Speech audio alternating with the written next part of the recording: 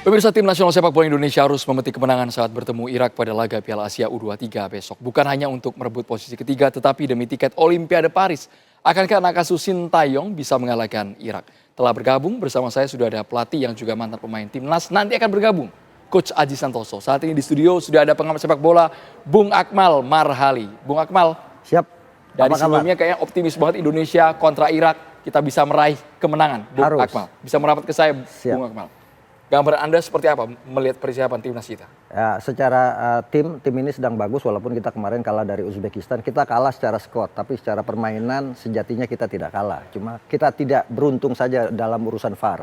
Nah, ini yang terjadi lawan Uzbekistan dan itu harus dilupakan oleh para pemain. Kita tidak mau juga terlalu dalam larut dalam kekecewaan. Oke. Karena partai di depan ini sangat penting. Irak oleh di senior kita memang 2 kali kalah kan, 5-1 di di pra Piala Dunia, kemudian 3-1 di Piala Asia. Tapi untuk level junior kita punya potensi untuk bisa menang lawan Irak. Oke, kalau untuk level Irak sendiri dengan Indonesia, apakah memang di atas secara ranking FIFA? Memang Betul. Statistik di atas. Tapi kalau untuk gelaran Piala Asia U23? Ya, kalau bicara ranking mereka 58, kita 134, sekitar 76 bedanya. Itu urusan ranking, itu kan senior. Nah, ini kan level U23, level junior di mana secara permainan sejatinya punya kekuatan berimbang. Apalagi kalau kita lihat statistik ya. Statistik antara Indonesia dengan Irak di Piala Asia kali ini itu hampir sama gitu kan. Di mana perjalanannya Irak awalnya kalah 0-2 dari Thailand di penyisian grup, kita kalah 0-2 dari Qatar. Irak menang 4-2 melawan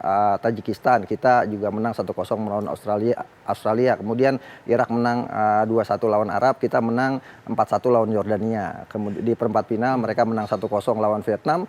Kita juga menang lawan Korea Selatan gitu. Nah, bicara gol juga sama. Mereka cetak 7 gol, kita cetak 7 gol. Artinya ini secara statistik Irak dengan Indonesia itu seimbang. Kemudian bicara masalah kartu juga hampir mirip. Kita melakukan total 64 pelanggaran dengan 8 kartu kuning, 2 kartu merah. Irak melakukan 54 pelanggaran dengan 8 kartu kuning dan 1 kartu merah. Nyaris bernasib sama. Nyaris bernasib sama. Kemudian kalau bicara pelanggaran mereka melakukan total 44 pelanggaran, kita 54 pelanggaran. Tapi kalau kemudian dilanggar kita 45, mereka 46.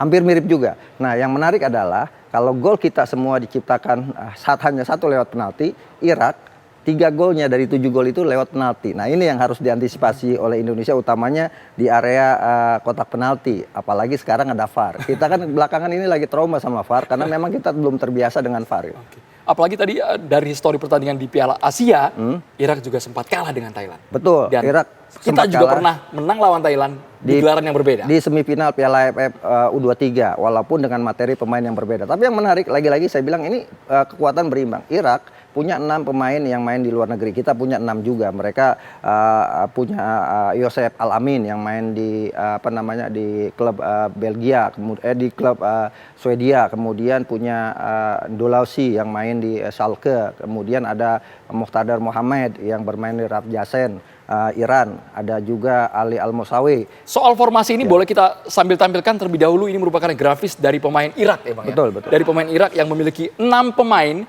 Mereka juga mainnya di Belanda, di Portugal, di Swedia. Nah, kita ke Irak terlebih dahulu. Ini untuk Indonesia. Ya. Ini untuk formasi Indonesia terlebih dahulu. Boleh, Bung Akmal, kita sambil sedikit naik. Kita perlihatkan satu persatu. Di lini depan sepertinya Rafael Struijk dipastikan akan kembali bergabung untuk memperkuat penyerangan. Lini depan akan lebih tajam dengan Rafael Struijk karena ini kualitasnya atau gaya bermainnya berbeda dengan Ramadan Sananta. Ramadan Sananta itu typical target man. Dia hanya bisa dapat bola matang dia syuting. Tapi kalau Rafael Struijk dia tipe striker penjelajah. Dia bisa ke kiri, dia bisa ke kanan, dia bisa buka ruang. Ini kelebihannya. Rafael Struijk, iya. Dia bisa bergantian dengan Marcelino, dia bisa bergantian dengan Witan. Jadi seperti false nine ketika mereka bertiga bermain. Beda kemarin ketika Ramadan Sananta main, Ramadan Sananta tidak punya kecepatan, tidak punya kemampuan untuk buka ruang. Dia adalah tipikal striker yang terima bola langsung jujur shooting. Bang, kemarin Marcelino Ferdinand, kemarin ada Fajar Fatur Roman, kesannya dikunci sama pemain-pemain dari Uzbekistan. Betul, Nggak gerak sama sekali. Nah, itu problem yang kemarin kita hadapi. Tapi sekarang problem ada lagi. Kita kehilangan kapten tim Rizky Ridho, gitu kan. Rizky Ridho tidak ada. Kalau ini merupakan bisa dibilang hampir sepertiga kekuatan Indonesia hilang dengan absennya Rizky Ridho. Dia kapten, dia komandan lini belakang. Yang kalau kita lihat kompleks defense kita dipimpin oleh Rizky Ridho luar biasa. Dia melakukan clearance terbanyak, dia kemudian melakukan intercept terbanyak, dia juga melakukan passing terbanyak di lini belakang. Bahkan Rizky Ridho waktu kita melawan Yordania, dia sampai maju ke depan kasih umpan dan gol gitu kan. Nah, ini yang kemudian hilang. Komang oke, tapi Komang beberapa kali kan sedikit melakukan kesalahan yang membuat dia akhirnya gugup. Pertama waktu lawan Australia dia bola kena tangan, kemudian penalti tapi dia bisa cetak gol. Yang kedua, waktu melawan Korea dia bunuh diri kemudian diganti. Nah, ini kelemahan Komang, termasuk juga Ferrari gitu kan. Masih terlalu muda, dia punya kemampuan sebagai back tapi ada yang dia tidak punya dari sosok Rizky Ridho. Nah, ini kemungkinan masalah problem kita. Kemungkinan yang saya berharap adalah mungkin Nathan Aco yang lebih berpengalaman akan ditarik jadi pemain belakang. Lini tengahnya mungkin Jenner dengan menggantikan posisi Rizky Ridho. Baik, ini formasi 3-4-3 yang biasa digunakan oleh Sintayong. Catatan dari Bung Akmal kita simpan dulu, kita akan libatkan juga Coach Aji Santoso sesaat lagi hanya di Kabar Petang, pemirsa. Saat ini kita juga sudah tersambung dengan Coach Aji Santoso langsung dari Malang, Jawa Timur. Coach Aji, dalam laga Indonesia kontra Irak tidak diperkuat oleh Rizky Ridho. Tapi kita kehadiran Rafael Struijk yang sudah selesai akumulasi kartunya. Anda melihat nanti pola permainannya seperti apa, Coach Aji?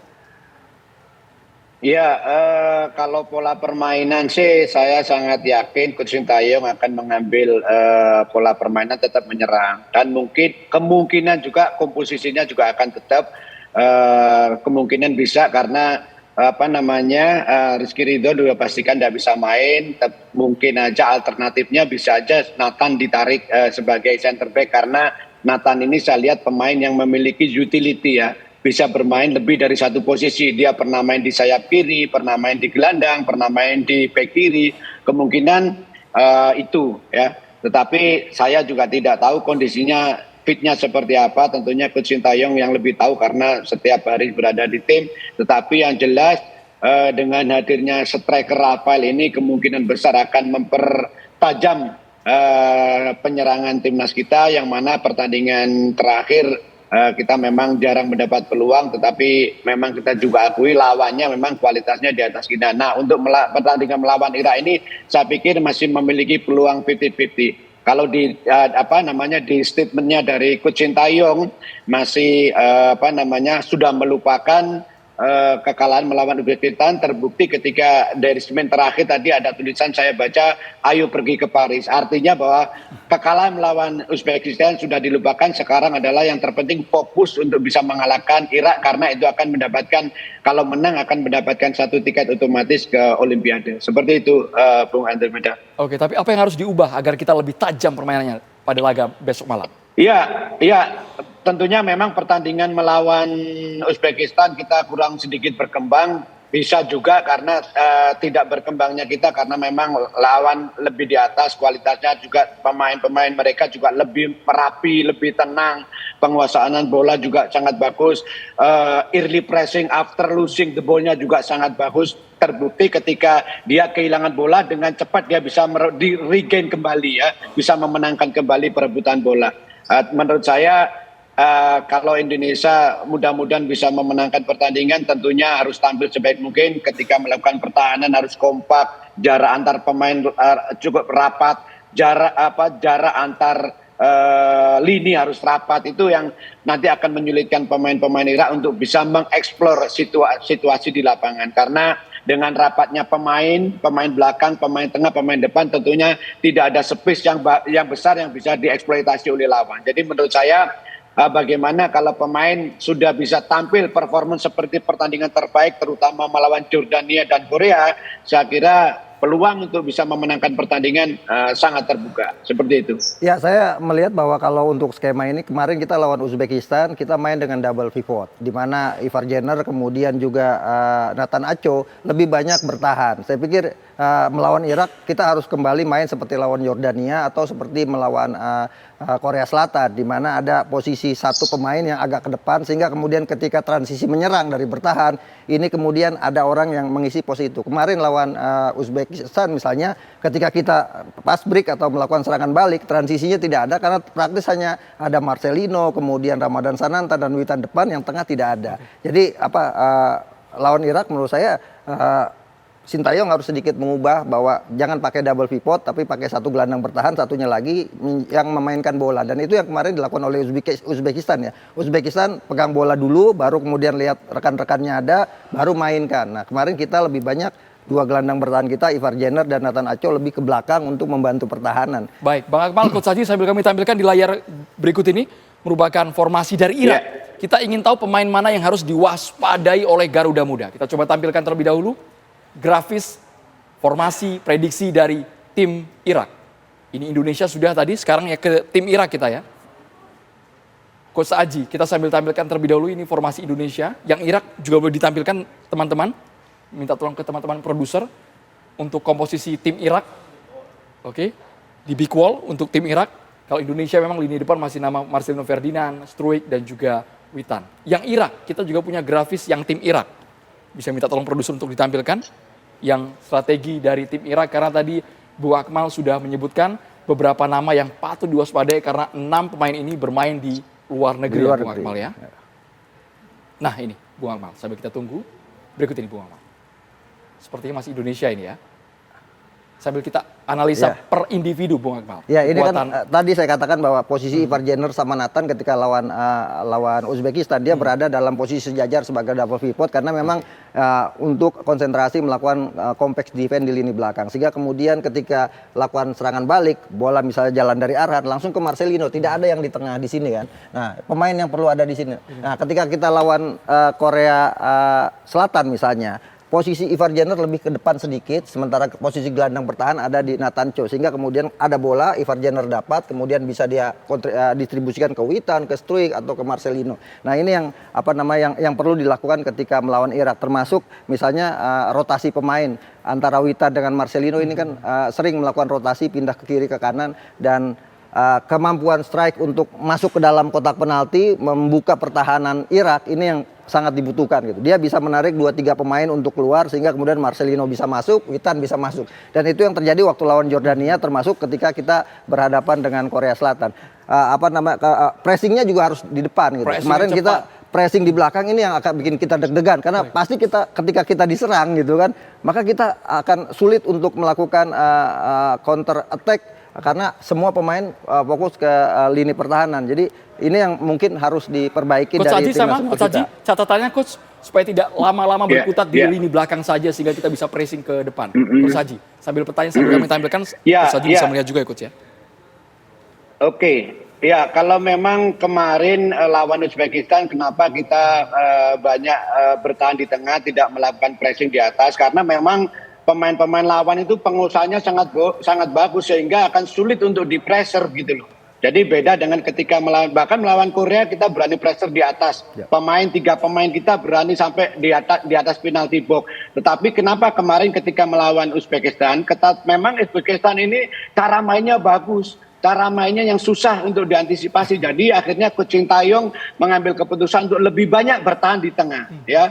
Apa yang disampaikan Pak Kemal tadi bahwa Indonesia menggunakan 2 pivot karena untuk mengantisipasi itu. Karena Coach Sintayong sangat tahu bahwa kualitas tim lawan itu ada di atas kita. Makanya tujuannya adalah untuk memperkuat pertahanan. Ketika begitu dapat bola, kita akan keluar menyerang. Tetapi jangan lupa ketika kita bertahan mendapatkan bola, Uzbekistan ini melakukan perebutan kembali bolanya itu sangat cepat gitu. Akhirnya memang kita jarang sekali saya melihat sampai 5 sentuhan, paling 2-3 sentuhan sudah hilang, 2-3 sentuhan. Kenapa bisa hilang? Karena lawan melakukan pressure. Yang kedua, ketika pemain kita membawa bola, kurang banyak pemain yang bergerak untuk support. Jadi tidak ada pilihan. Tidak ada pilihan, itulah akhirnya agak kesulitan. Nah, ketika melawan Irak besok ini, ya tentunya menurut saya kualitasnya berimbang, jadi berani melakukan pressing di atas, tentunya tetap harus tetap fokus dengan pertahanan, tetapi ketika kita melakukan pressing di atas itu pemain-pemain pertahanan juga fokus untuk mengantisipasi apabila terjadi kebocoran-kebocoran sehingga bisa diantisipasi. Baik. Seperti itu, Bung.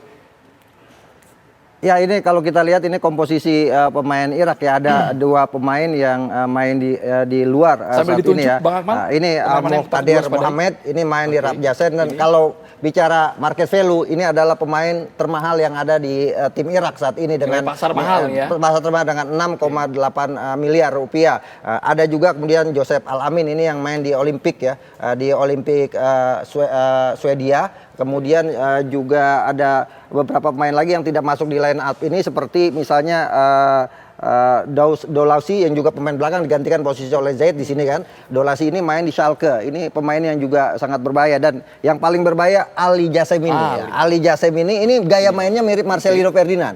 Gaya mainnya mirip Marcelino Ferdinand, dia bermain dari sayap untuk kemudian masuk ke dalam kotak penalti Mengandalkan dan speed ya, Bang, ya? mengandalkan speed, dan berharap di kotak penalti itu ada pemain belakang lawan yang melakukan pelanggaran.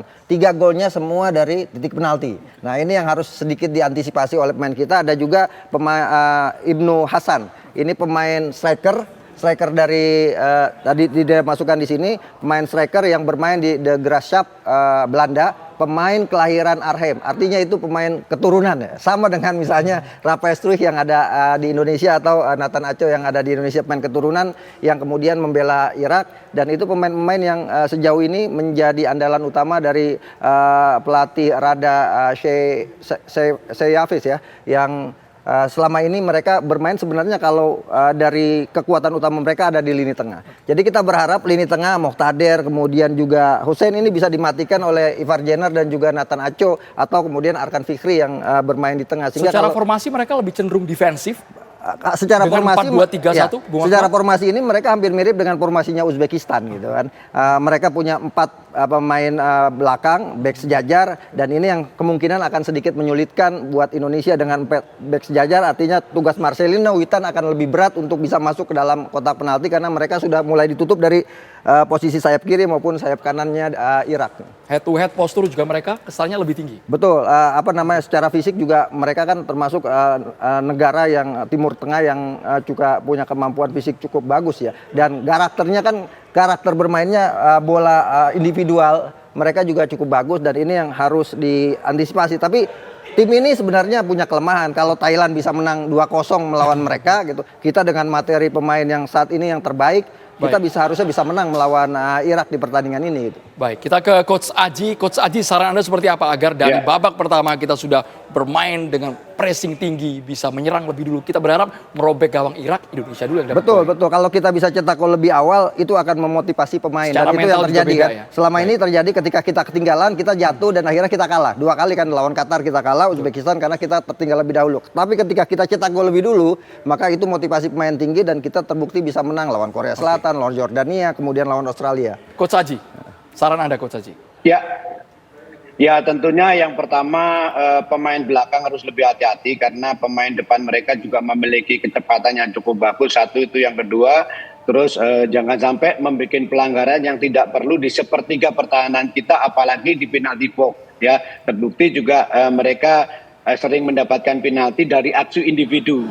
Ya, yang pertama itu pemain belakang kita harus lebih hati-hati, jangan terlalu racing, jangan terlalu buru-buru mengambil pelajaran kalau tidak perlu. Satu. Yang kedua, pemain tengah kita bagaimana bisa mengantisipasi pemain tengah lawan. Ya, saya pikir memiliki kualitas yang berimbang lah. Kita juga punya gelandang-gelandang yang bagus. Nah, untuk pemain depan kita ada Marcel, ada Rafael, ada Witan. Tentunya bagaimana bisa bermain maksimal, bisa melakukan penyerangan-penyerangan yang tajam, terutama ketika pertandingan melawan Jordania. Saya ingin melihat lagi bagaimana ketajaman Marcelino, bagaimana ketajaman Witan ketika masuk sepertiga pertahanan. Mereka melakukan kombinasi 1-2 yang mana itu sangat sulit untuk diantisipasi lawan. Terbukti ketika gol kedua dan gol ketiga ketika melawan Jordania itu adalah merupakan kombinasi 1-2 di attacking third, yang mana lawan sangat sulit untuk mengantisipasi. Kalau saja